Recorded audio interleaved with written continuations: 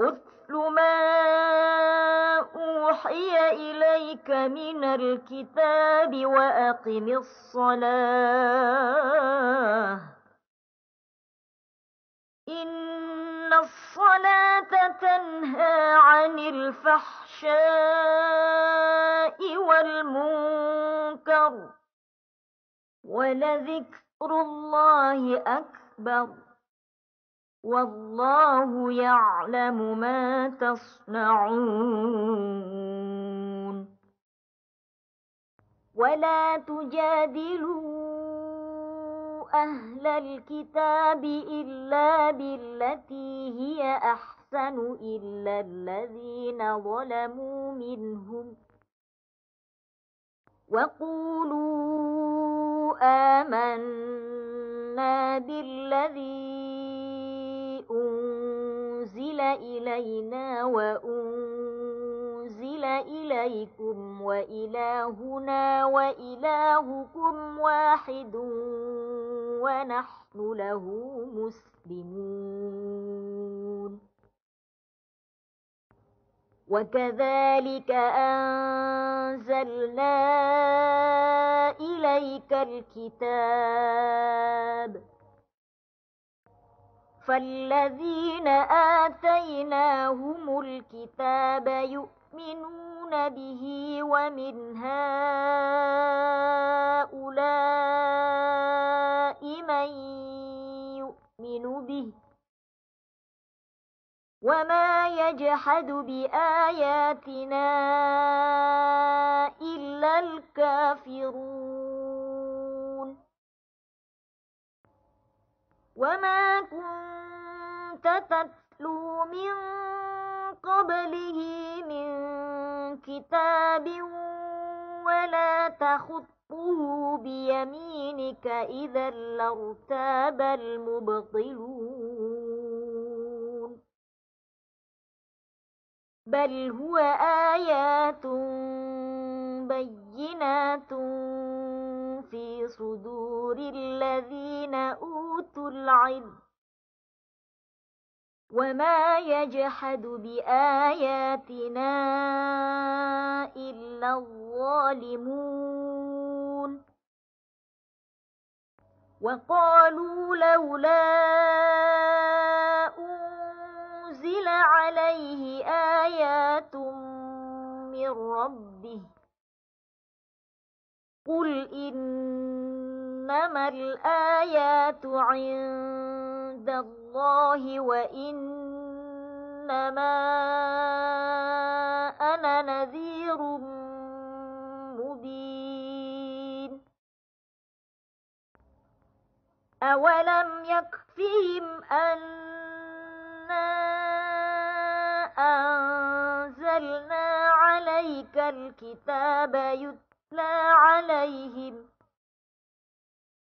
إن في ذلك لرحمة وذكرى لقوم يؤمنون قل كفى بالله بيني وبينكم شهيدا يعلم ما في السماوات والأرض والذين آمنوا بالباطل وكفروا بالله أولئك هم الخاسرون ويستعجلونك بالعذاب ولولا أجل مسمى لجاءهم العذاب وليأتينهم بغتة وهم لا يشعرون يستعجلونك بالعذاب وإن جهنم لمحيطة بالكافرين يوم يغشاهم العذاب من فوقهم ومن تحت أرجلهم ويقول ذوقوا ما كنتم تعملون يا عبادي الذين آمنوا إن أرضي واسعة فإياي فاعبدون كل نفس ذائقة الموت ثم إلينا ترجعون والذين آمنوا وعملوا الصالحات لنبوئنهم من الجنة غرفا تجري من تحتها الأنهار خالدين فيها نعم أجر العاملين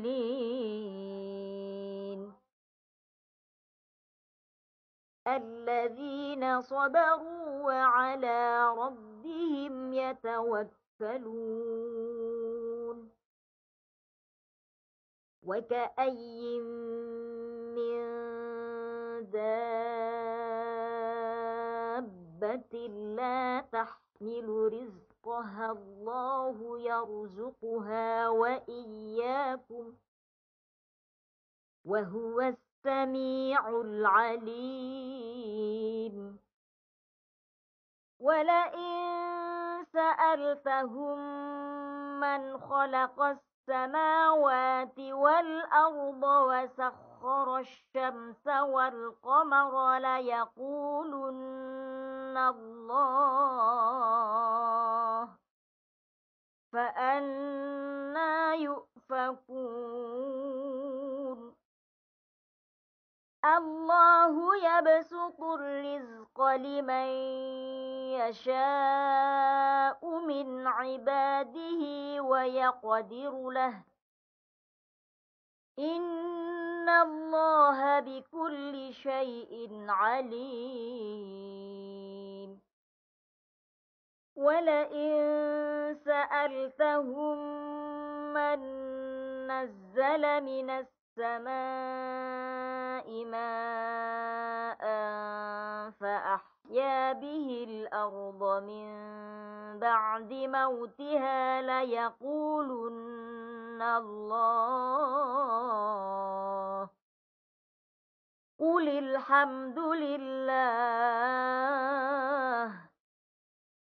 بل أكثرهم لا يعقلون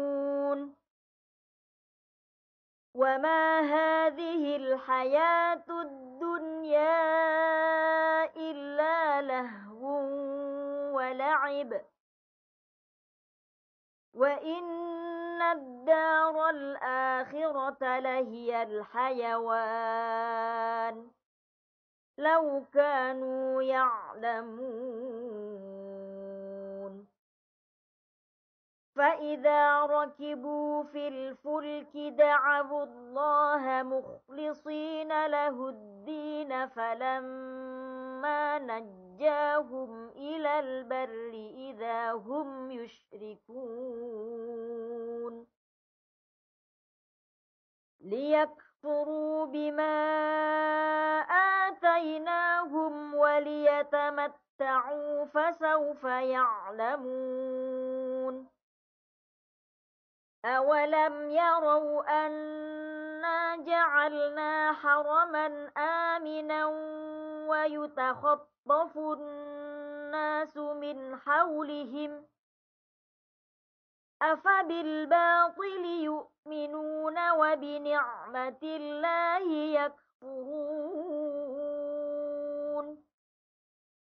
ومن أظلم ممن افترى على الله كذبا أو كذب بالحق لما جاءه أليس في جهنم جهنم مثوى للكافرين والذين جاهدوا فينا لنهدينهم سبلنا وإن الله لمع المحسنين.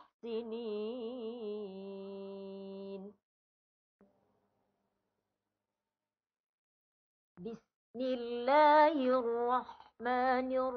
الرحيم. ألف لام ميم.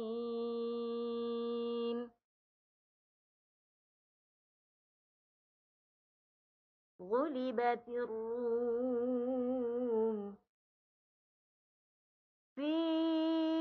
أدنى الأرض وهم من بعد غلبهم سيغلبون في بضع سنين. لله الأمر من قبل ومن بعد ويومئذ يفرح المؤمنون. بنصر الله ينصر من يشاء وهو العزيز الرحيم. وعد الله لا يخلف الله وعده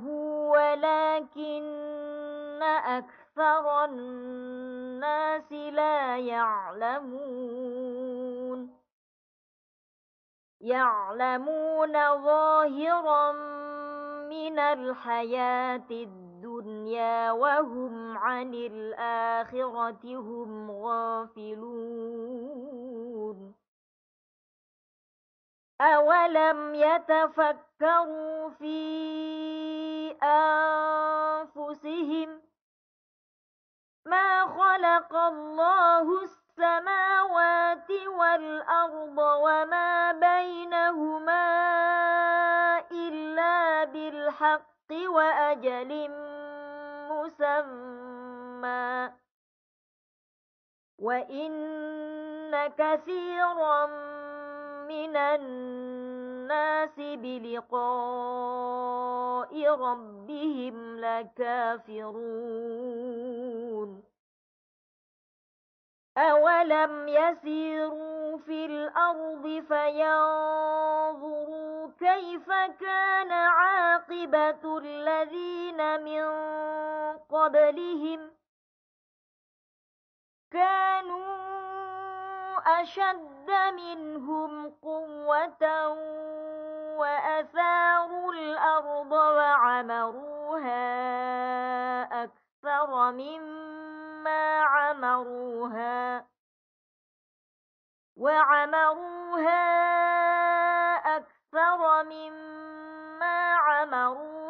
وجاءتهم رسلهم بالبينات فما كان الله ليظلمهم ولكن كانوا أنفسهم يظلمون. ثم كان عاقبة الذين أساءوا السوء أن كذبوا بآيات الله وكانوا بها يستهزئون.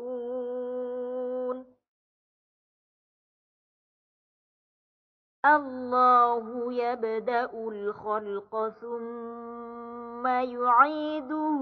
ثم إليه ترجعون. ويوم تقوم الساعة يبلس المجرمون ولم يكن لهم من شركائهم شفعاء وكانوا بشركائهم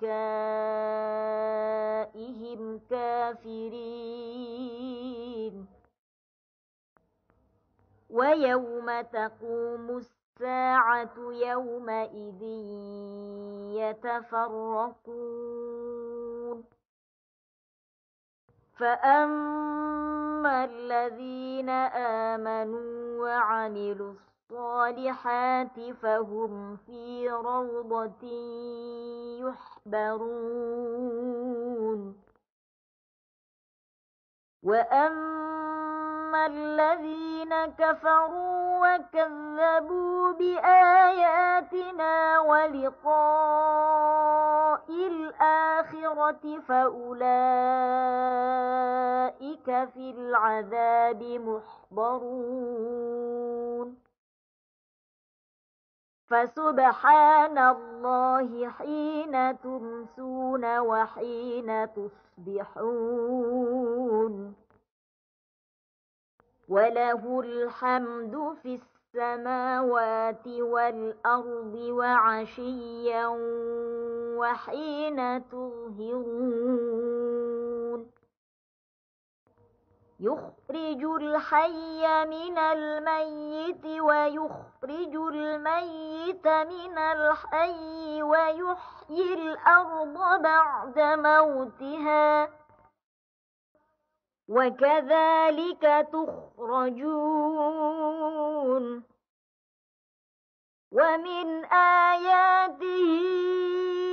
أن خلقكم من تراب ثم إذا أنتم بشر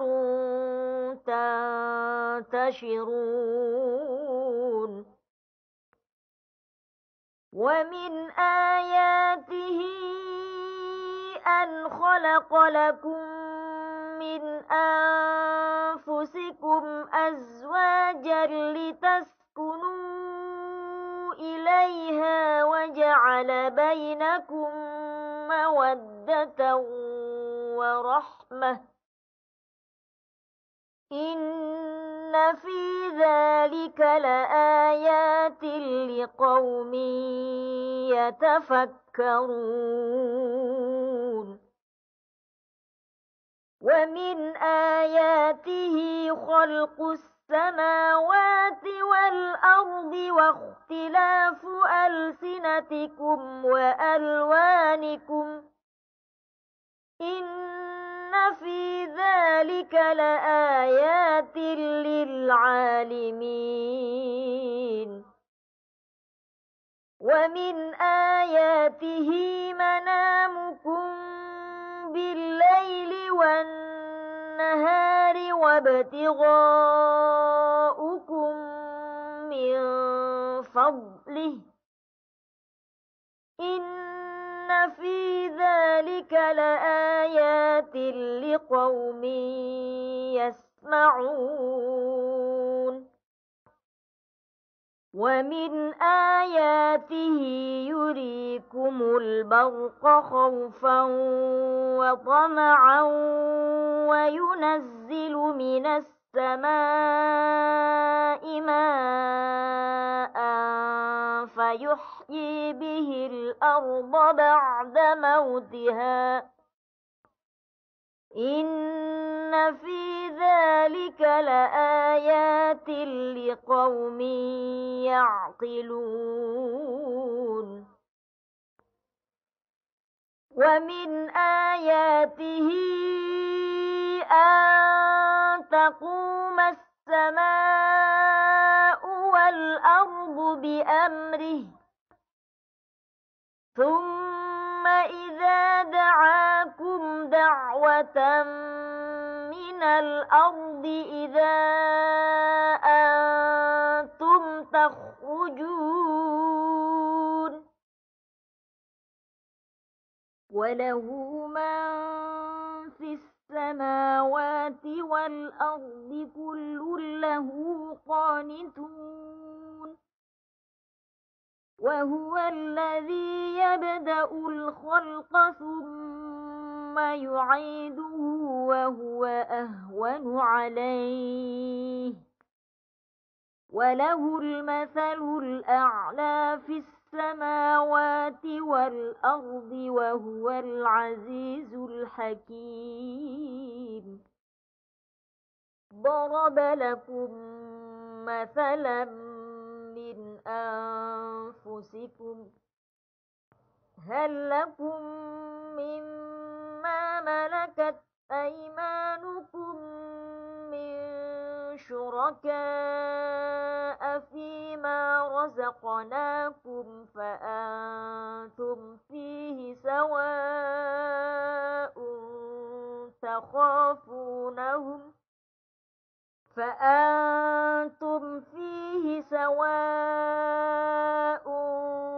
تخافونهم كخيفتكم أنفسكم كذلك نفصل الآيات لقوم يعقلون. بل اتبع الذين ظلموا أهواءهم بغير علم، فمن يهدي من أضل الله وما لهم من ناصرين. فأقم وجهك للدين حنيفا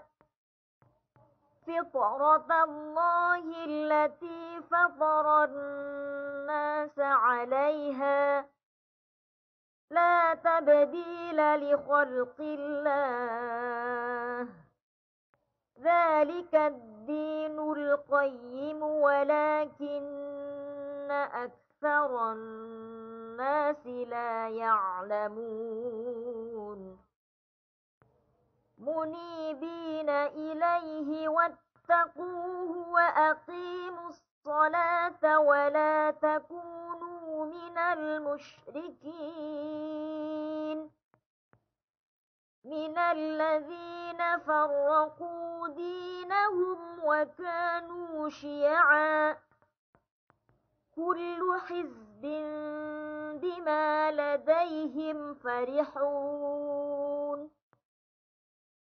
وإذا مس الناس ضر دعوا ربهم منيبين إليه ثم إذا أذاقهم منه رحمة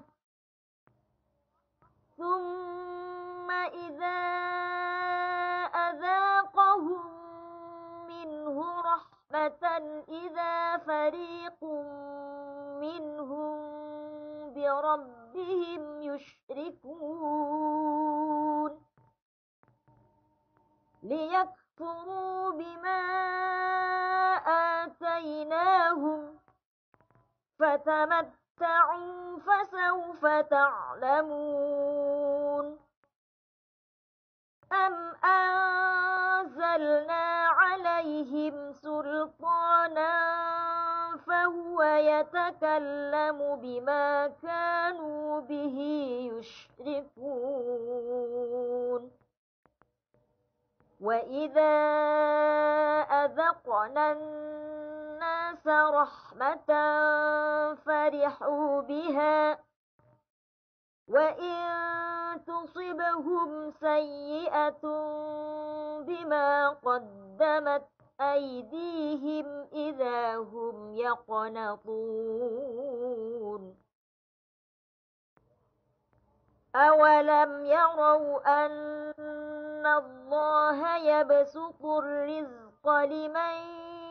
يشاء ويقدر إن في ذلك لآيات لقوم يؤمنون. فآت ذا القربى حقه والمسكين وابن السبيل ذلك خير للذين يريدون وجه الله وأولئك هم المفلحون.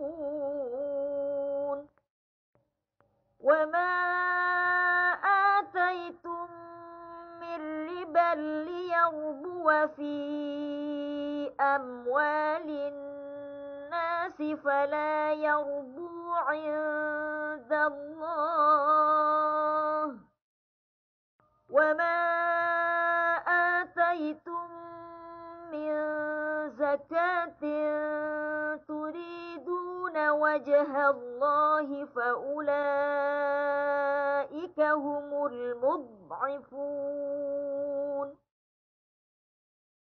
الله الذي خلقكم ثم رزقكم ثم يميتكم ثم يحييكم، هل من شركائكم من يفعل من ذلكم من شيء،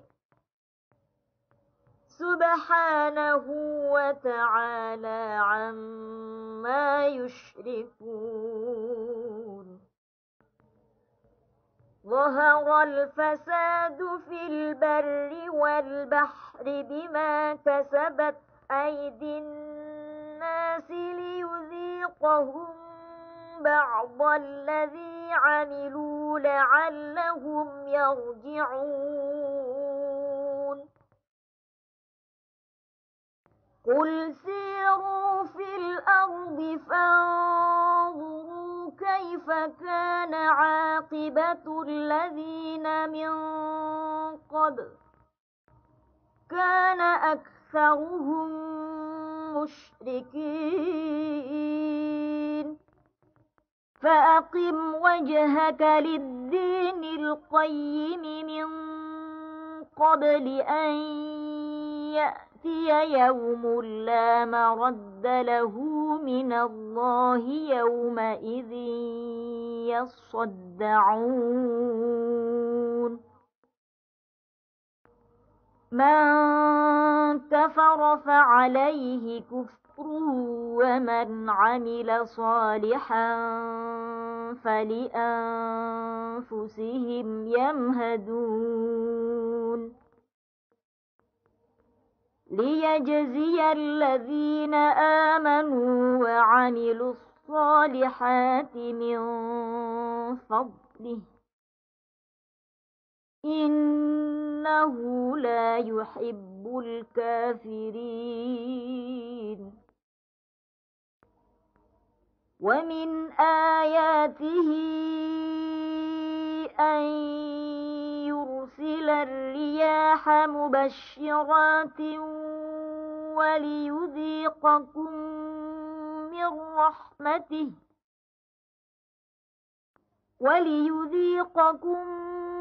من رحمته ولتجري الفلك بأمره ولتبتغوا من فضله ولعلكم تشكرون. ولقد أرسلنا من قبلك رسلا إلى قومهم فجاءوهم بالبينات فانتقمنا من الذين أجرموا وكان حقا علينا نصر المؤمنين.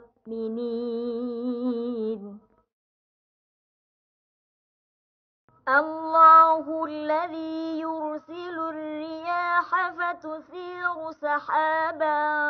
فيبسطه في السماء كيف يشاء ويجعله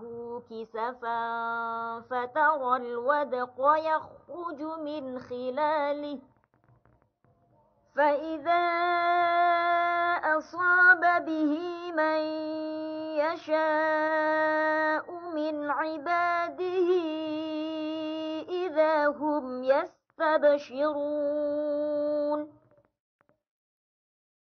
وإن كانوا من قبل أن ينزل عليهم من قبله لمبلسين فانظر إلى آثار رحمة الله كيف يحيي الأرض بعد موتها إن ذلك لمحيي الموتى وهو على كل شيء قدير ولئن أرسلنا ريحا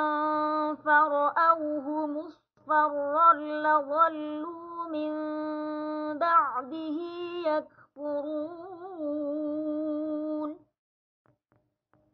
فإنك لا تسمع الموتى ولا تسمع الصم الدعاء إذا ولوا مدبرين وما أنت بهاد العمي عن ضلالتهم إن تسمع إلا من يؤمن بآياتنا فهم مسلمون الله الذي خلقكم من ضعف ثم جعل من بعد ضعف قوة ثم جعل من بعد قوة ضعفا وشيبة يخلق ما يشاء وهو العليم القدير ويوم تقوم الساعة يقسم المجرمون ما لبثوا غير ساعة كذلك كانوا يؤفكون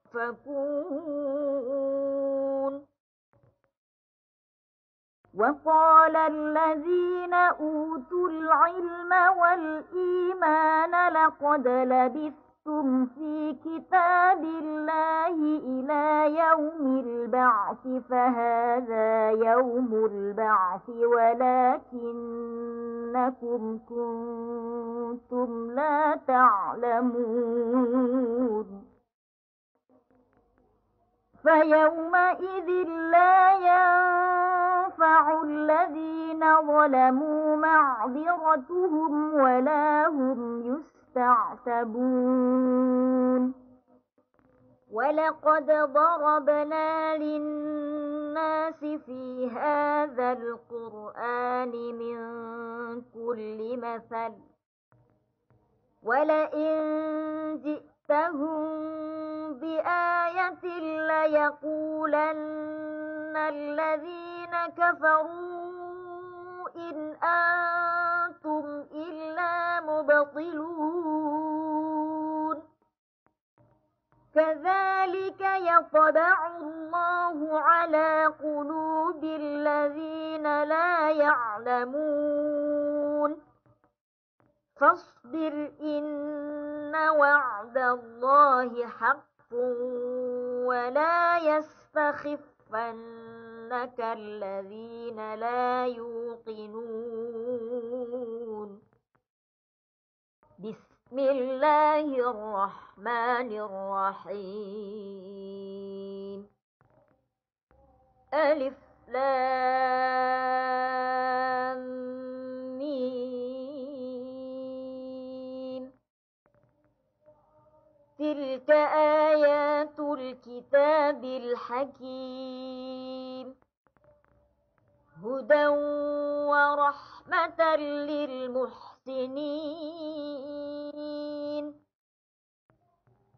الذين يقيمون الصلاة ويؤتون الزكاة وهم بالآخرة هم يوقنون أولئك على هدى من ربهم وأولئك هم المفلحون ومن الناس من يشتري لهو الحديث ليضل عن سبيل الله بغير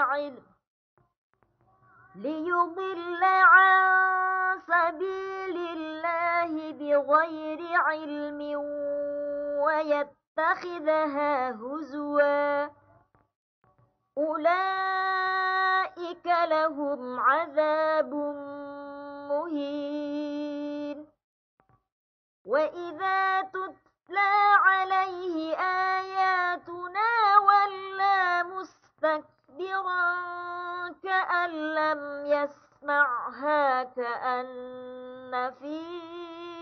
أذنيه وقرا فبشره بعذاب أليم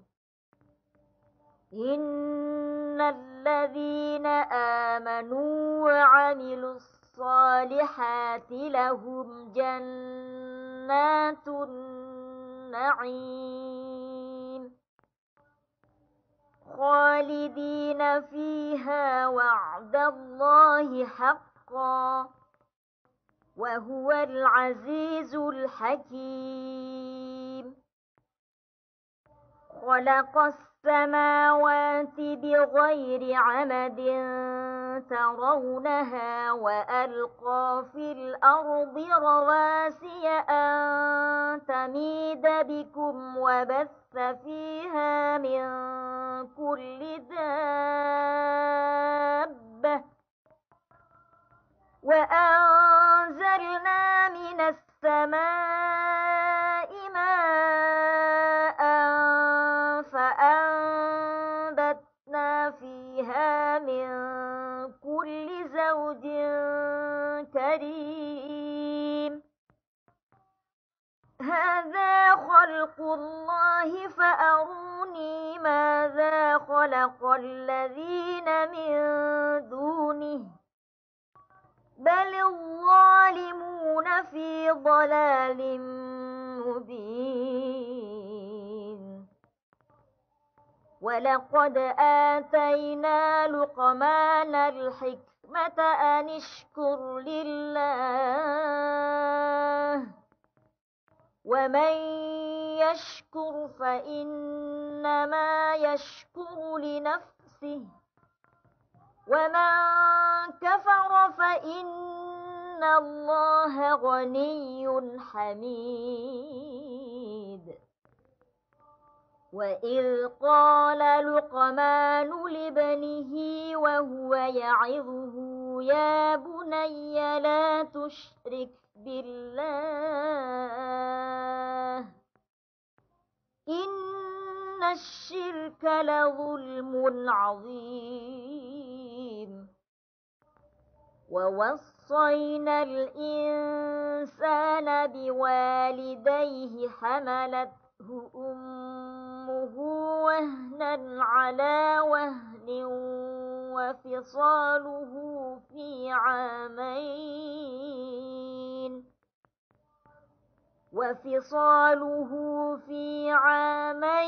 أن اشكر لي ولوالديك إلي المصير وإن جاهداك على أن تشرك بي ما ليس لك به علم فلا تطعهما وصاحبهما في الدنيا معروفا واتبع سبيل من أناب إلي ثم إلي مرجعكم فأنبئكم بما كنتم تعملون يا بني إنها إن تك مثقال حبة من خردل فتكن في صخرة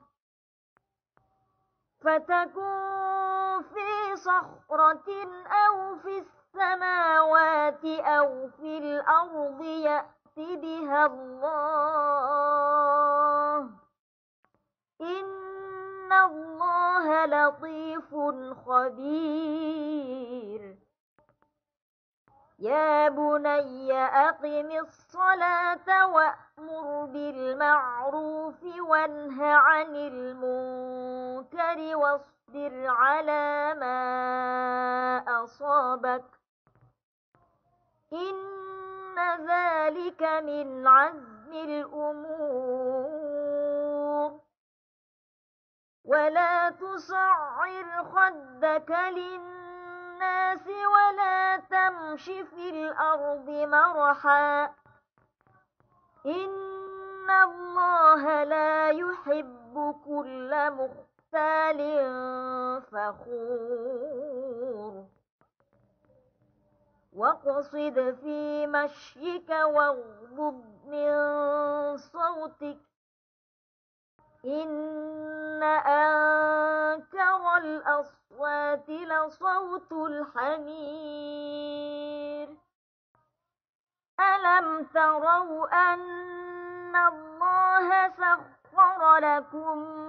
ما في السماوات وما في الأرض وأسبغ عليكم نعمه ظاهرة وباطنة ومن الناس من يجادل في الله بغير علم ولا هدى ولا كتاب منير وإذا قيل لهم اتبعوا ما أنزل الله قالوا بل نتبع ما وجدنا عليه آباءنا أولو كان الشيطان يدعوهم إلى عذاب السعير ومن يسلم وجهه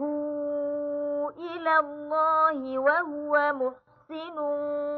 فقد استمسك بالعروة الوثقى وإلى الله عاقبة الأمور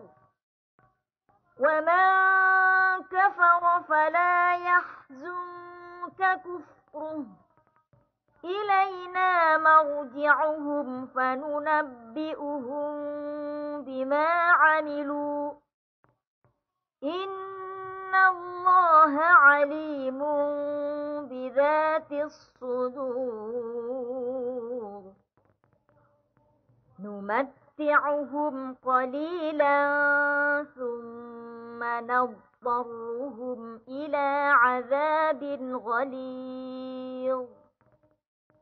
ولئن سألتهم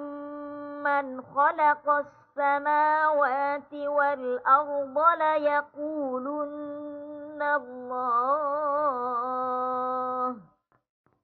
قل الحمد لله بل أكثرهم لا يعلمون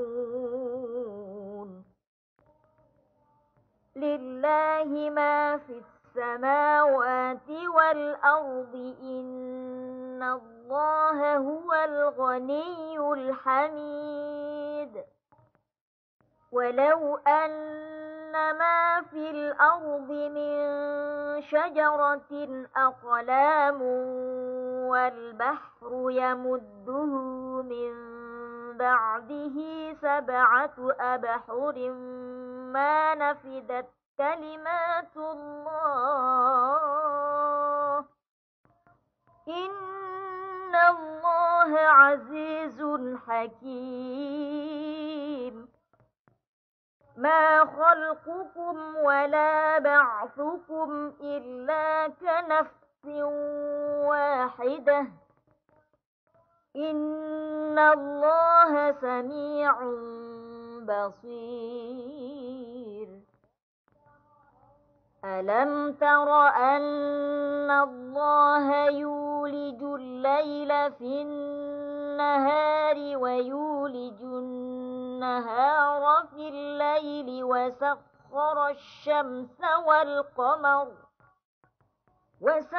وسخر الشمس والقمر كل يجري إلى أجل مسمى وأن الله بما تعملون خبير ذلك بأن الله هو الحق وأن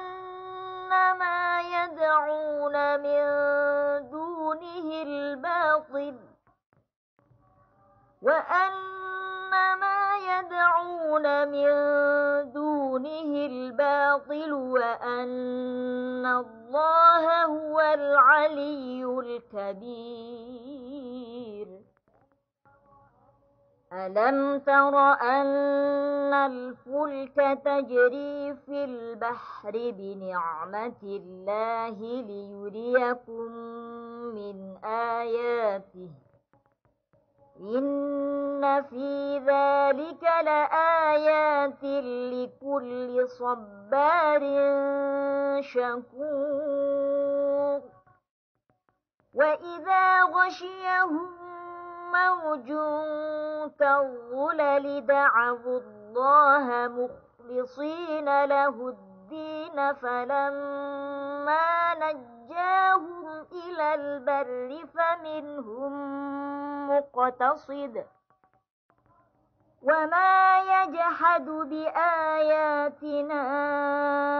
إلا كل ختار كفور يا أيها الناس اتقوا ربكم واخشوا يوما لا يجزي والد عن ولده ولا مولود هو جاز عن والده شيئا إن وعد الله حق فلا تغرنكم الحياة الدنيا ولا يغرنكم بالله الغرور إن الله عنده علم الساعة وينزل الغيث ويعلم ما في الأرحام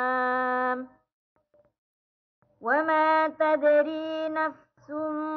ماذا تكسب غدا وما تدري نفس بأي أرض تموت إن الله عليم خبير بسم الله الرحمن الرحيم ألف لام ميم تنزيل الكتاب لا ريب فيه من رب العالمين أم يقولون افتراه بل هو الحق من ربك لتنذر قوما ما أتاهم من نذير من قبلك لعلهم يهتدون الله الذي خلق السماوات والأرض وما بينهما في 6 أيام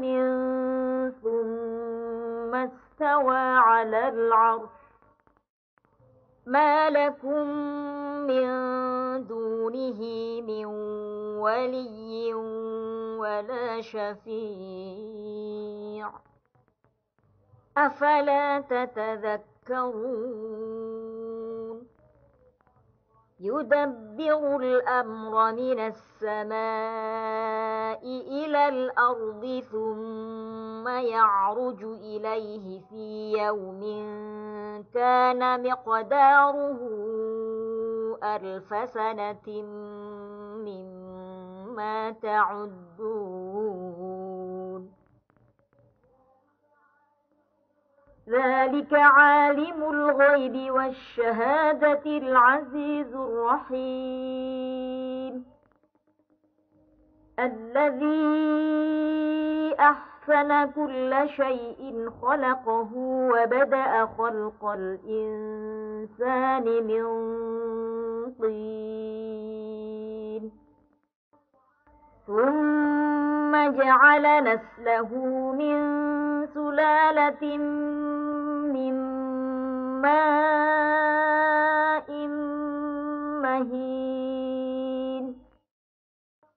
ثم سواه ونفخ فيه من روحه وجعل لكم السمع والأبصار والأفئدة قليلا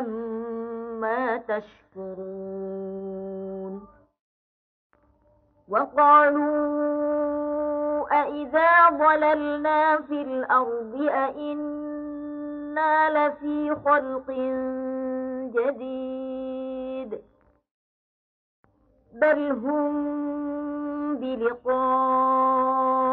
ربهم كافرون قل يتوفاكم ملك الموت الذي وكل بكم ثم إلى ربكم ترجعون ولو ترى إذ المجرمون ناكسوا رؤوسهم عند ربهم ربنا أبصرنا وسمعنا فارجعنا نعمل صالحا إنا موقنون ولو شئنا لآتينا كل نفس هداها ولكن حق القول مني لأملأن جهنم من الجنة والناس أجمعين فذوقوا بما نسيتم لقاء يومكم هذا إنا نسيناكم وذوقوا عذاب الخلد بما كنتم تعملون إنما يؤمن بآياتنا الذين إذا ذكروا بها خروا سجدا وسبحوا بحمد ربهم وهم لا يستكبرون تتجافى جنوبهم عن المضاجع يدعون ربهم خوفا وطمعا ومما رزقناهم ينفقون فلا تعلم نفس ما أخفي لهم من قرة أعين جزاء بما كانوا يعملون أفمن كان مؤمنا كمن كان فاسقا لا يستوون أما الذين آمنوا وعملوا الصالحات فلهم جنات المأوى نزلا بما كانوا يعملون وأما الذين فسقوا فمأواهم النار كلما أرادوا أن يخرجوا منها أعيدوا فيها وقيل لهم ذوقوا عذاب النار الذي كنتم به تكذبون ولنذيقنهم من العذاب الأدنى دون دون العذاب الأكبر لعلهم يرجعون ومن أظلم ممن ذكر بآيات ربه ثم أعرض عنها إنا من المجرمين منتقمون ولقد آتينا موسى الكتاب فلا تكن في مرية من لقائه وجعلناه هدى لبني إسرائيل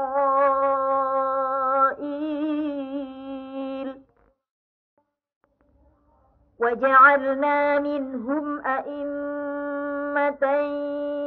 يهدون بأمرنا لما صبروا وكانوا بآياتنا يوقنون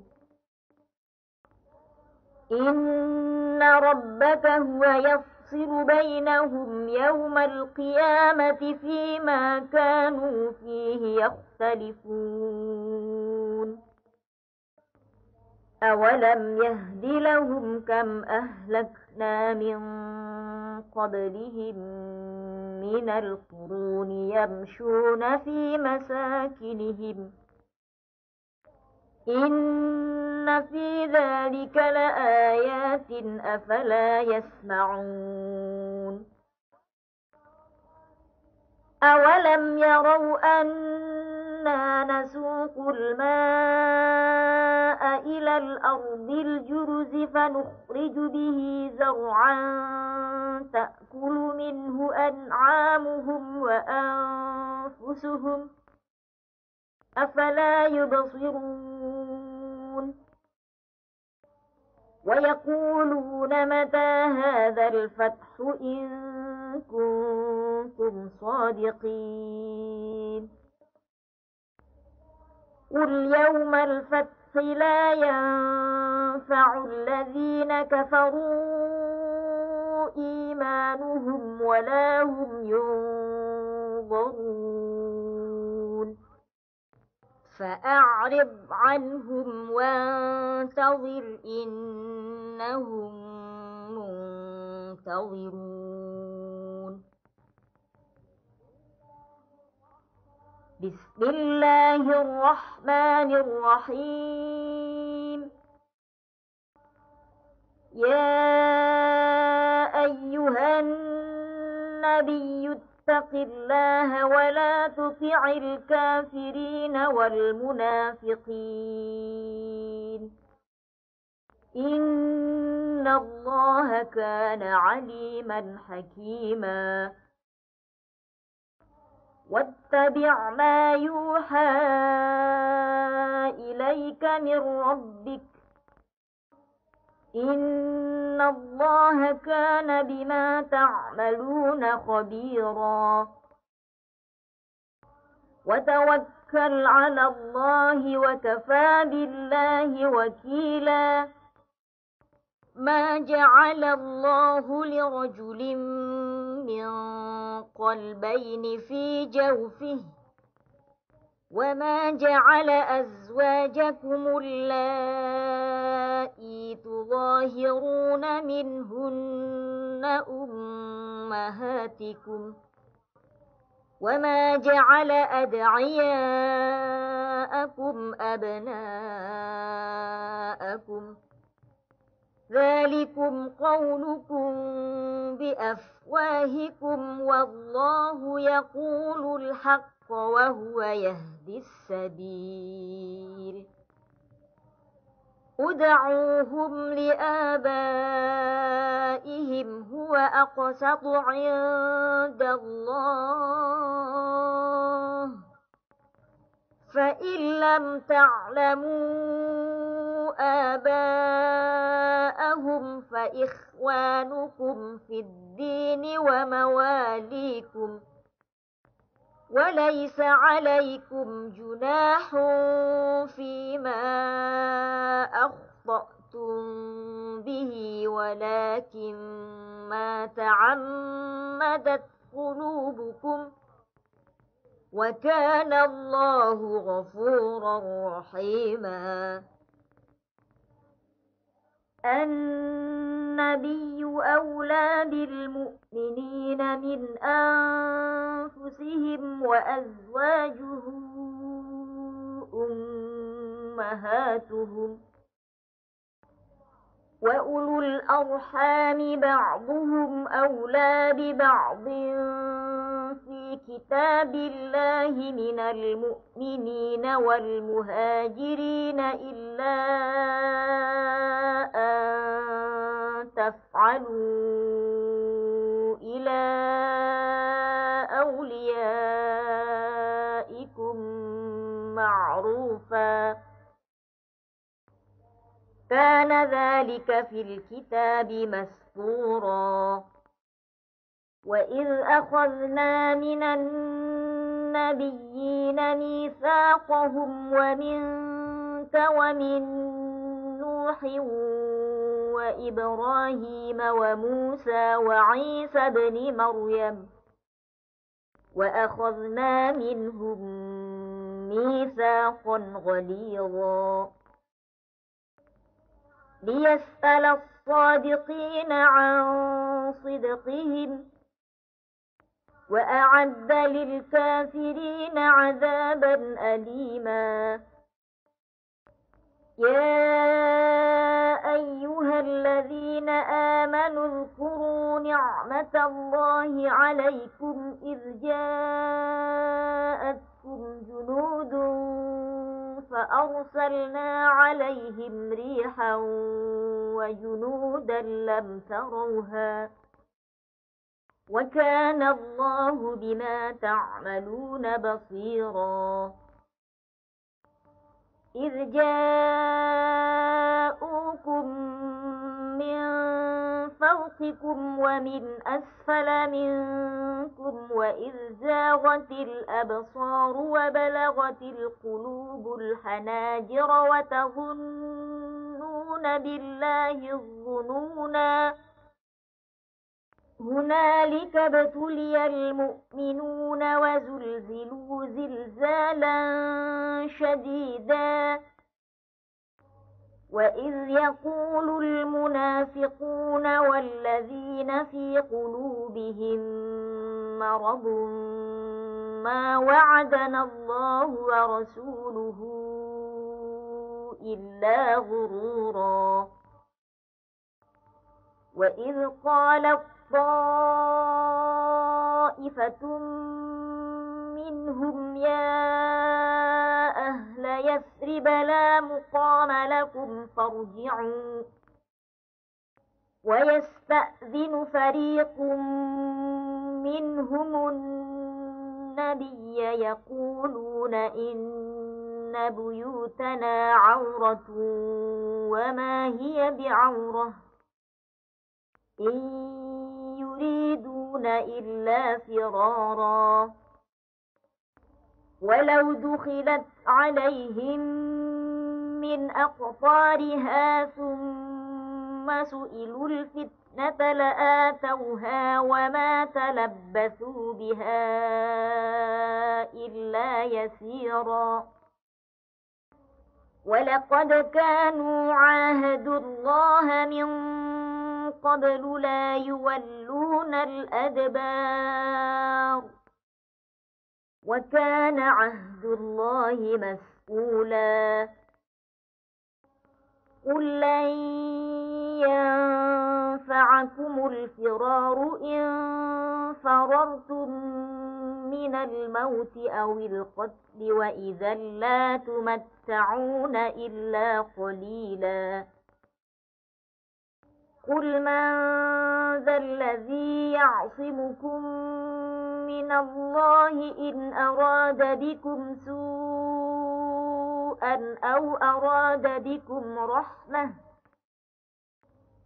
ولا يجدون لهم من دون الله وليا ولا نصيرا. قد يعلم الله المعوقين منكم عليكم والقائلين لإخوانهم هلم إلينا ولا يأتون البأس إلا قليلا أشحة عليكم فإذا جاء الخوف رأيتهم ينظرون إليك تدور أعينهم كالذي يغشى عليه من الموت فإذا ذهب الخوف سلقوكم بألسنة حداد أشحة على الخير أولئك لم يؤمنوا فأحبط الله أعمالهم وكان ذلك على الله يسيرا يحسبون الأحزاب لم يذهبوا وإن يأتي الأحزاب يودوا لو أنهم بادون في الأعراب يسألون عن أنبائكم ولو كانوا فيكم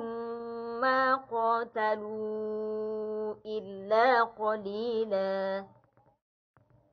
لقد كان لكم في رسول الله أسوة حسنة لمن كان يرجو الله واليوم الآخر وذكر الله كثيرا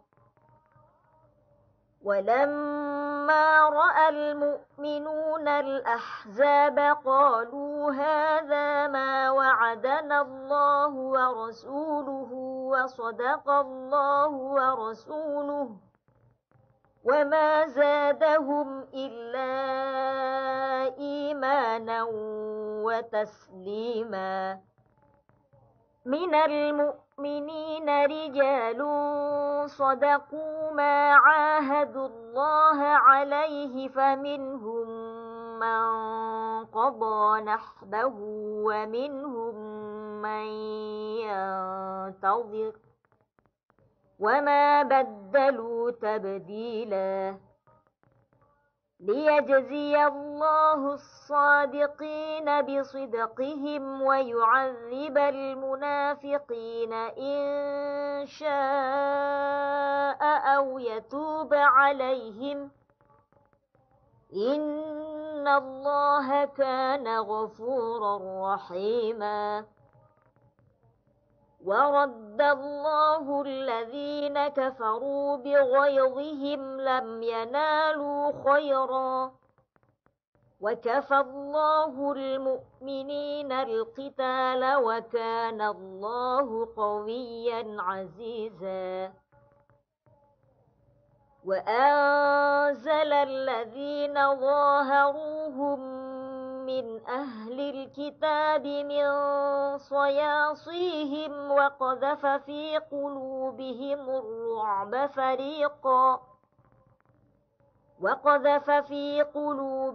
الرعب فريقا تقتلون وتأسرون فريقا وأورثكم أرضهم وديارهم وأموالهم وأرضا لم تطئوها وكان الله على كل شيء قديرا يا أيها النبي قل لأزواجك إن كنتن تردن الحياة الدنيا وزينتها فتعالين أمتعكن